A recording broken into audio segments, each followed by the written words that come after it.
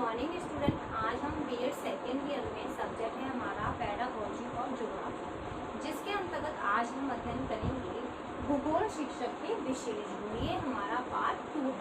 पूर्व की कक्षा में हमने अध्ययन किया था कि एक भूगोल के शिक्षक के अंतर्गत क्या गुण होने चाहिए।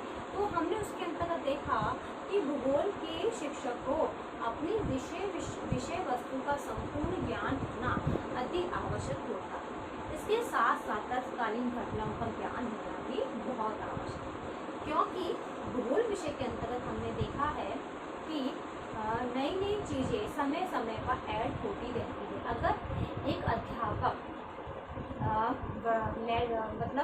अध्यापक रोज की घटनाओं को अगर देखता है, यहाँ पर न्यूज़ पेपर पढ़ता है, तो उसके ज्ञान में अधिक वृद्धि होती है, जिससे नई नई जब चीज़ें तत्कालीन घटनाएं जब बुक्स में ऐड होती है तो वह छात्रों को शिक्षण कार्य अच्छे से करवा सकता है।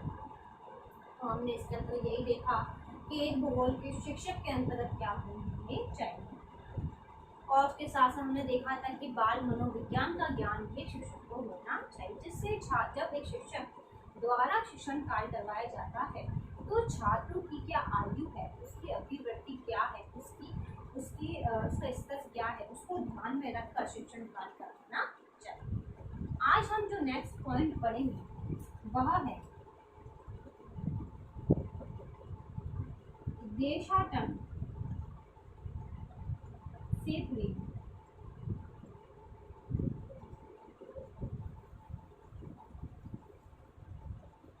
देशाटन से प्रेम, इसके अंतर्गत अगर हम देखेंगे तो भूगोल के अध्यापक को देशाटन से प्रेम होना चाहिए। क्यों? क्योंकि भूगोल के अंतर्गत हमने देखा है कि छात्रों को भ्रमण के लिए ले जाया जाता है, जिसके अंतर्गत किस प्रकार की योजना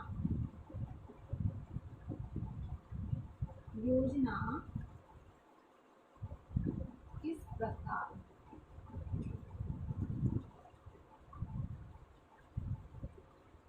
इसके अंतर्गत एक शिक्षक को जब भ्रमण के दौरान बालकों को ले जाना होता है तो उसकी योजना किस प्रकार बनानी है, कैसे संगठित करनी है, वे सब चीजें एक शिक्षक को आनी चाहिए। क्योंकि भूगोल के अंतर्गत हम छात्रों को केवल सैद्धांतिक ज्ञान नहीं देते, क्योंकि हमें उनको प्रैक्टिकल ज्ञान देना भी आवश्यक होता है। क्योंकि हमने देखा है कि छात्रों को अगर हम सैद्धांतिक ज्ञान देते हैं तो छात्रों के अंतर्गत वो रुचि उत्पन्न नहीं होती। अगर हम छात्रों को जितना प्रैक्टिकल काम करवाएंगे या देंगे, या हम भ्रमण के दौरान छात्रों को प्रत्यक्ष ज्ञान देंगे, तो छात्र उतना ही प्रभावकारी अध्ययन या सीख सकता है।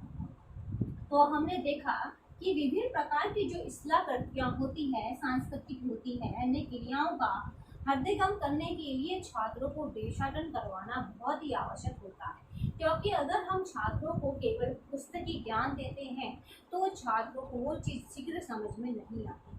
दूसरी तरफ अगर हम छात्रों को एक भ्रमण के दौरान ले जाए, वहाँ पे हम सारी इस्लाह कृतियाँ दिखा रहे हैं, भौतिक प्रदेश दिखा रहे हैं, तो क्या होगा, छात्रों में विशिष्ट प्रकार की रुचि उत्पन्न होगी, जिससे छात्र वहाँ जाकर प्रत्यक्ष ज्ञान की प्राप्ति कर सकते हैं। फिर नेक्स्ट है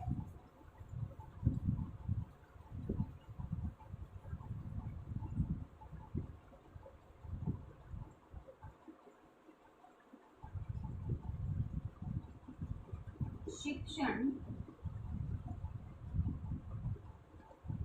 विधियों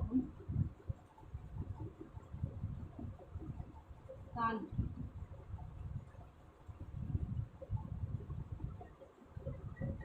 अब नेक्स्ट है शिक्षण विधियों का ज्ञान, यानी एक भूगोल के शिक्षक को शिक्षण विधियों का ज्ञान होना भी आवश्यक होता है।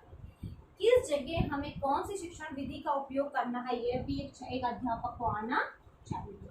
उसके साथ साथ वह विषय वस्तु किस प्रकार शिक्षण विधि के माध्यम से प्रभावशाली या प्रभावकारी प्रस्तुत कर सकता है, ये भी एक शिक्षक को आना चाहिए। यानी शिक्षण कार्य हमें किस विधि से करवाना है, उसकी क्षमता एक शिक्षक में होना बहुत ही आवश्यक होती है। साथ ही साथ इसका अनुसार उन्हें नवाचारों का प्रयोग करना भी एक शिक्षक को आना चाहिए, क्योंकि हम शिक्षण विधि के माध्यम से छात्रों को क्या नवीन चीज सिखानी है कि नई टेक्नोलॉजी सिखानी है, उसका ज्ञान भी शिक्षक को आना बहुत आवश्यक होता है।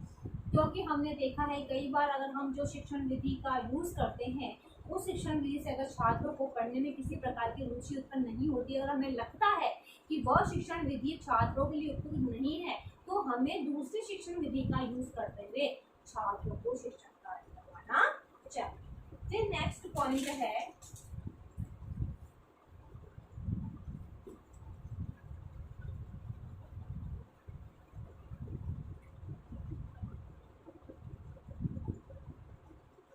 शिक्षण सामग्री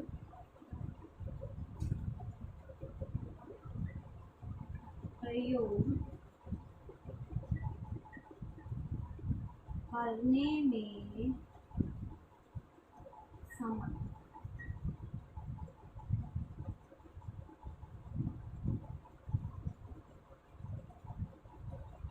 शिक्षण सामग्री प्रयोग करने में समय, यानी एक भूगोल का शिक्षक शिक्षण सामग्री का प्रयोग कैसे कर सकता है, किस प्रकार कर सकता है, उसको हम देखें। सबसे पहले हम देखना है कि शिक्षण सामग्री को कितनी मात्रा में हमें कक्षा में यूज करना है, वह एक शिक्षक को आना चाहिए। क्योंकि हमने देखा है कि कई बार शिक्षक शिक्षण सामग्री इतनी ज़्यादा लेके चले जाते हैं कि उन्हें पता ही नहीं होता कि हम मुझे किस चीज़ का कक्षा में यूज करते हुए अध्ययन कार्य करवाना है। तो हमने देखा है तो एक सहायक शिक्षक को इस शिक्षण सामग्री का उपयोग करने में पूर्णतः समर्थ होना चाहिए कि मुझे किस सामग्री को किस टॉपिक पर यूज करना है, कितनी मात्रा में करना है, शिक्षक को आएगा तभी शिक्षण प्रक्रिया प्रभावी रूप से वह संपन्न कर सकता है, अन्यथा नहीं कर सकता।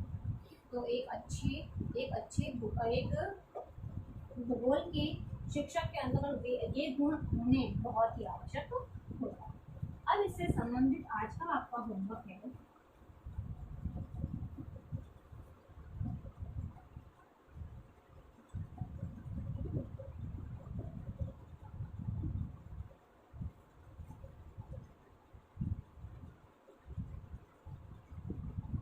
भूगोल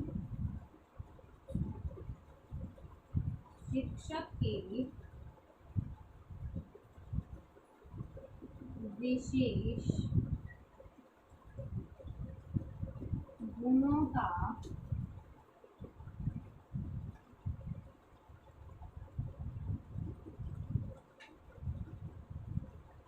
वर्णन कीजिए।